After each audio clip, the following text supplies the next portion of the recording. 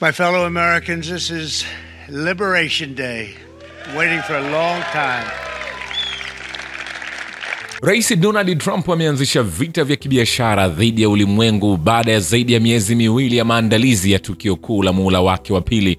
Katika sherehe iliyofanyika kwenye ikulu ya White House, Rose Garden, Trump ametangaza siku ya tarehe 2 mwezi Aprili kama siku ya ukombozi wa Marekani, na akatangaza kwamba angetoza ushuru bidhaa zinazoingia nchini humo ambazo hazijaonekana tangu mwanzoni mwa karne iliyopita. Trump anaamini kuwa vizuizi vya kibiashara vitawalazimisha marafiki na maadui kufanya makubaliano naye ya kifedha na ya kimaeneo.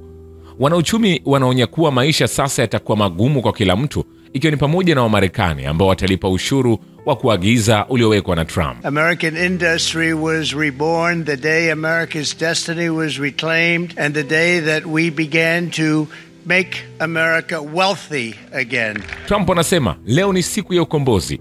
Trump alisema ni moja siku muhimu katika historia ya Marekani na ni tangazo la uhuru wa kiuchumi wa Marekani.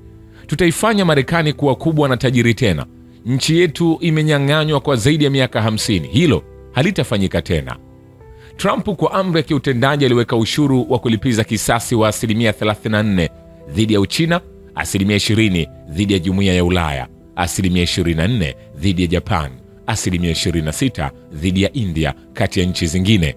Nchi maskini zaidi kwa kawaida hutegemea zaidi ushuru wa forodha kutoka kodi hii ili kuongeza mapato, lakini sasa Marekani itatoza ushuru wa hadi 50% nchi maskini kama Vietnam na Myanmar. Kwa ujumla, hakuna nchi itakayoepuka ushuru wa Marekani. Kwa ununuzi wa bidhaa zao, kiwango cha chini cha ushuru kitakuwa 10%.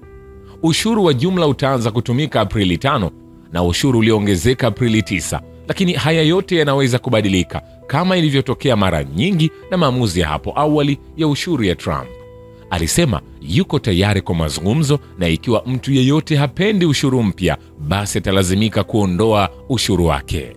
Wakati akitangaza hayo, sasa tuna taarifa kutoka kwa Wizara ya Biashara ya China ikiitaka Marekani kufuta mara moja hatua hizi za ushuru wa upande mmoja na kutatua mizozo ya kibiashara ipasavyo kwa njia ya mazungumzo sawa na washirika wake.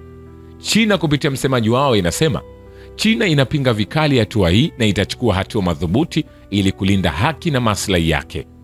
Hapo awali shirika la habari la China Xinhua lilichapisha maelezo likiita ushuru huo ni unyanyasaji wa kujishinda na kusema Trump anabadilisha biashara kwa mchezo wa kulipa kisasi. Huenda China ndio nchi ambayo imeathirika zaidi baada ya tangazo la Trump, ikiwa na ushuru wa zaidi ya 34% kwa bidhaa zote za Uchina juu ya 20% ambayo tayari ilikuwa imetozwa. Mbali na China, rais wa Tume ya Ulaya Ursula von der Leyen amesema muungano wa Ulaya unaandaa hatua za kukabiliana na ushuru wa Trump, akisema kwamba Ulaya tayari ipo kwenye harakati zake za kukamilisha kifurushi chake cha kwanza dhidi ya ushuru wa chuma na kuandaa hatua zaidi za kukabiliana ikiwa mazungumzo yatashindwa. Anasema, ninajua kuwa wengi wenu mnahisi kukatishwa tamaa na mshirika wetu mkuu. Lazima tujiandae na athari zitakazoletwa na tatizo hili. Akifunga taarifa yake, von der Leyen alisisitiza msimamo wa Ulaya. Anasema, sisi Ulaya tupo katika hili pamoja. Ikiwa unachukia mmoja wetu, unatuchukia sisi sote. Von der Leyen alisema, umoja wetu ndio nguvu yetu.